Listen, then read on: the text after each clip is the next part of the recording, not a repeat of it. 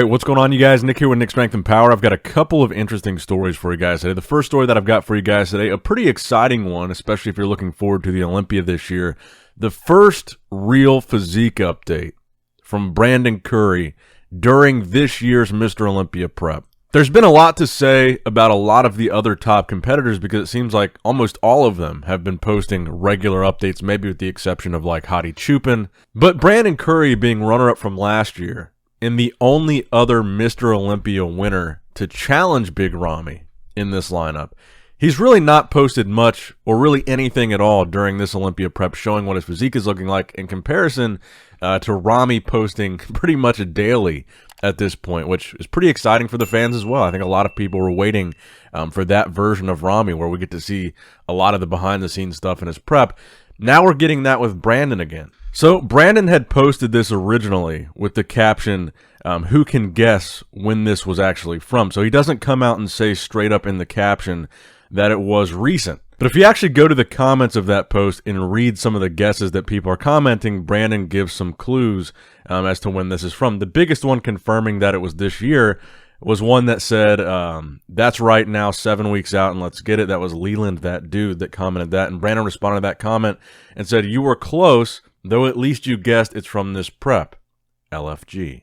He also responded to another comment from Drain Bamaged, who said last year's video with a laughing emoji, and Brandon responded saying wrong with some laughing emojis of his own. And then finally, and most definitively, in another response to Leland's comment, Brandon says, nope, not current, but it is from this prep. So he does confirm in the comment section it was from this year's Olympia prep, but obviously now that we are under 8 weeks out from the Olympia, he's saying it's not from around this time frame in the prep. So maybe further out, maybe 10 weeks plus. So the first thing that jumps out to me about this update from Brandon is, well, number one, it's cool that it's recent, but number two would be his legs. The first thing that really caught my eye is his legs definitely look bigger here. They look improved, which really is no surprise from Brandon. He's kind of the king of gradual improvements from year to year. That's something that he's been doing since like 2017. But I really do think in this, whether it's the angle or the lighting, but in this video, his legs look significantly better, especially if he's saying this is from this prep, but way further out, well, implying that it's way further out than 8 weeks. Especially if you look at that teardrop in his quad, that particular part of his leg, it just looks bigger. It just looks more pronounced. I also noticed that he looks really round and full in the upper body. I don't know if that means he's actually bigger than usual, but it just stands out to me that he looks really full here. Then you can put this posing video next to the most recent one of Big Ramy, which granted might not be the most fair comparison if Brandon is saying that his video is further out than Ramy's is. But I want to know what you guys think in the comment section below. Ramy has beaten Brandon twice now. So this year's Olympia will be the third Olympia since Brandon's last victory in 2019. Can Brandon come back and beat Ramy this year? Let me know in the comment section below right now. Do you have Brandon or Ramy winning the Olympia this year, or somebody else? I think that the main reason, well, there's a couple reasons that people have counted out Brandon Curry. Number one is because his name really hasn't been as much in the conversation despite being last year's runner-up, because he hasn't really been posting as much as the other guys have, which have injected them even more so into the conversation just from his absence. But I think the other thing, too, was Brandon's battle with William Bonac at the Arnold Classic this year.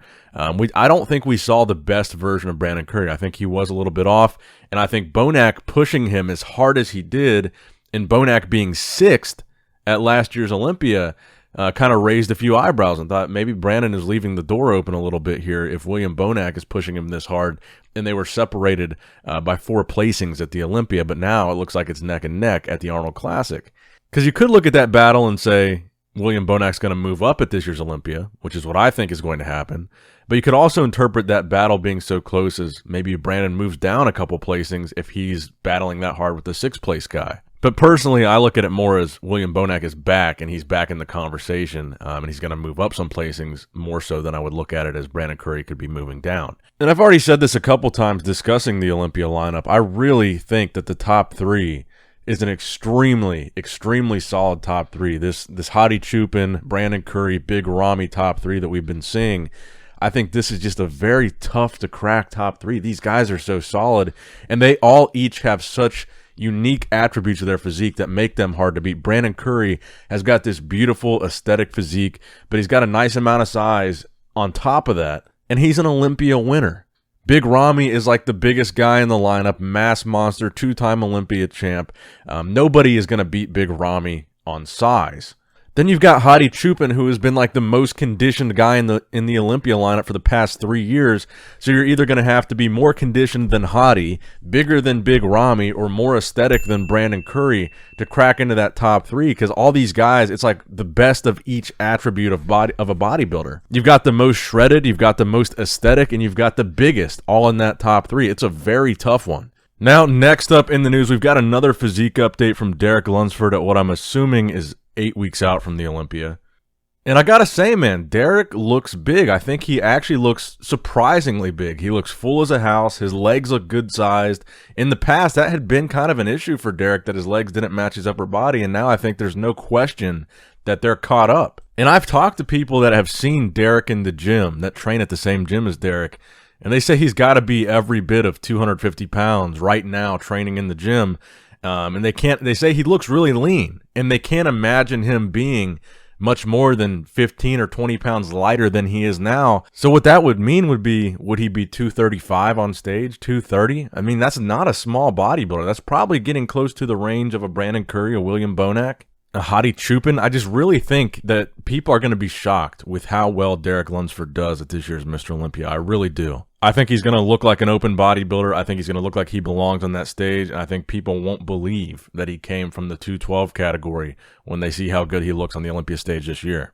Now, next up in the news, we get another kind of physique update from Chris Bumstead. I thought this was an interesting one. He did a collab with a really big YouTuber, a fishing channel called Black Tip H. And this is kind of a physique update because really we haven't seen many shirtless photos of Chris during his Olympia prep, besides a couple that we saw with Hani Rambod. And I think the one thing that's been standing out to me with some of the stuff that we've seen of Chris recently is his upper body looks huge. I mean, to me, he looks bigger. And I think that because of his height, Chris had a little bit of wiggle room with the weight cap for classic physique that some of these other guys don't have because they're shorter, like Breon and Terrence. But Terrence does have a little bit of wiggle room still. And then even when you saw Chris training with Urs, I thought the size difference was pretty noticeable. I mean, Chris is a big dude.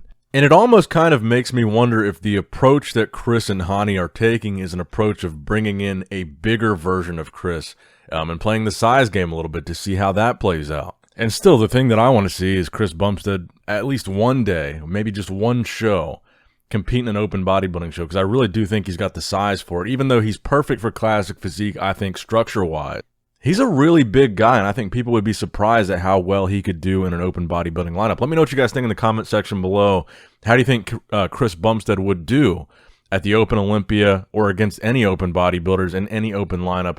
Let me know in the comment section below. That's going to wrap it up for the video today, guys. I hope you did, in fact, enjoy it. Make sure you leave a like if you have not already. Thumbs up the video if you enjoyed it. Subscribe to the channel if you have not already. And as always, I love you guys. Appreciate you guys. Nick Strength and Power signing out.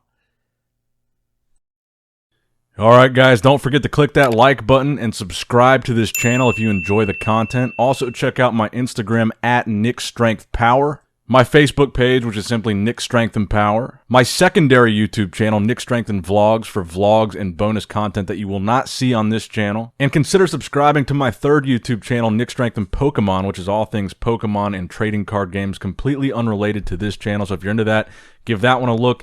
And all links to merchandise and social media will be in the description box below. If you guys want a Nick Strength and Power t-shirt, that will be in the Shopify link below. Have a great day.